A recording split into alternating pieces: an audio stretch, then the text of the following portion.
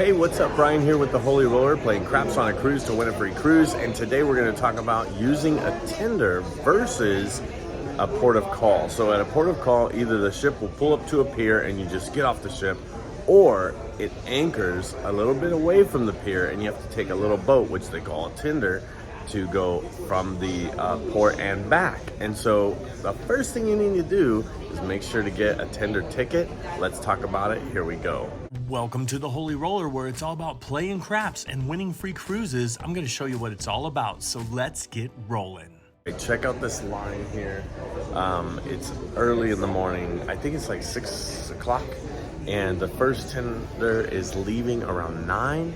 And so you have a location where you can get your tender, and then all you do is get in line and wait for a ticket so that you can get the ticket to go on the tender. So here we go, let's get the ticket. What deck are you on? Yes, please, how many? Just two. Two. There we go, lucky number. Thank you. Welcome. Yes, please. All right, we got group number 6. And so they'll have different groups. Obviously, we're number 6. And so we can go anytime when they call the groups. We could go anytime 6 and after, but we can't go on group 1, 2, 3, 4, 5. So we got here, there's a long line. It's 6 a.m. The first tender is at like 8:45, 9 o'clock. So we're ready to go. Ready to go, Amber? Yeah. Whoa, what a line. Hey, so speaking of tender tickets versus excursions, a lot of times if you have an excursion, your excursion ticket actually works as a tender ticket. Only if it's with Royal Caribbean. Only if your excursion is with Royal Caribbean, yes. If you have a local excursion and it's not with Royal Caribbean, you still need to get a tender ticket. But if you have an excursion with Royal Caribbean, your excursion ticket is your tender ticket to get off, and that's probably like group 1, group 2, whatever, based on the time of your excursion. Well, we have some time before we get off, so let's go grab a bite to eat, and then we'll get ready and then head off the ship.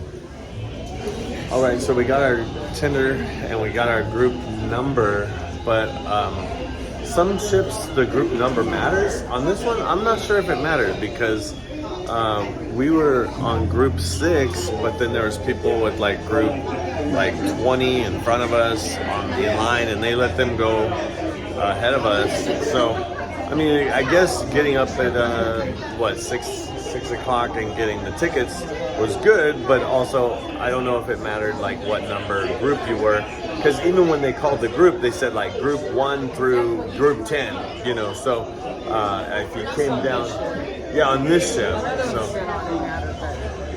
yeah, learn something new.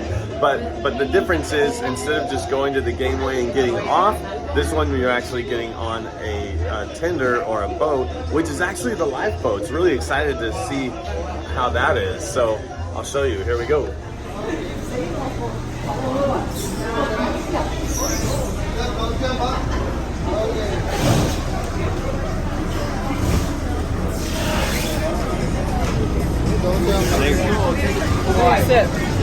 Huh?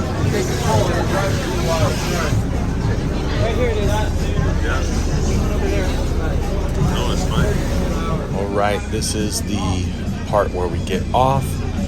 I wanted to say that, you know, there was a thought in my mind about if you had like a walker or a wheelchair. I'm not sure. I mean, there's these steps where you have to step over, and getting on was a lot harder than getting off. But you can see, you know, I don't know if you had a walker or anything like that, if it would be easy to do.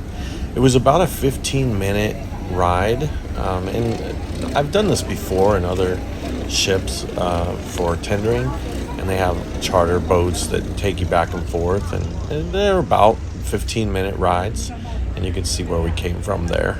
So just wanted to give you a heads up on that. All right, so that was the process of getting from the ship to the shore. Pretty much, it was really awesome to like ride the it's really awesome to ride the lifeboats there. It was pretty awesome. All right, so you can see they come in. I don't know if you can see. There's a big bear on the top. Red bear on the top. Let me zoom in so you can see that.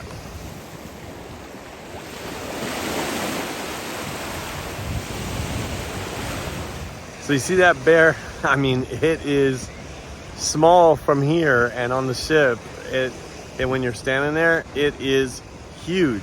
One thing I wanted to say that was very, very interesting about Hawaii. Now, I knew Hawaii was going to be expensive as the ports, but like in comparison to like the Caribbean or going to Mexico, you know, in Mexico, you could get like 5 shirts for $20. Here in Maui, it's like 2 shirts for $40. Like that's the difference on it's definitely more expensive to be in Hawaii, and I know most people that come to Hawaii would expect that, but yeah, it is beautiful. The weather's beautiful, and it is the United States, so you're not leaving the country, you're still in the United States. So very, very, very interesting. But let's I'm gonna show you how we'll get back to the ship now. Here we go. All right, now we get back on the tender to get back to the ship, and this is pretty amazing in here. Let me show it to you. So this is the what it looks like inside the lifeboats, but we're using it for tender. But a lot of seats, and yeah, pretty amazing.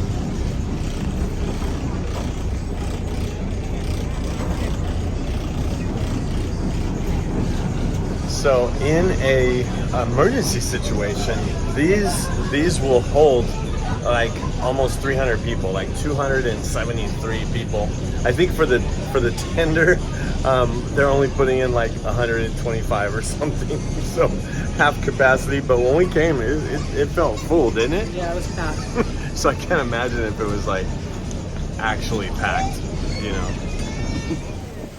Well, I did want to say that this was an amazing experience, but it's a different experience when you tender the boats going back and forth.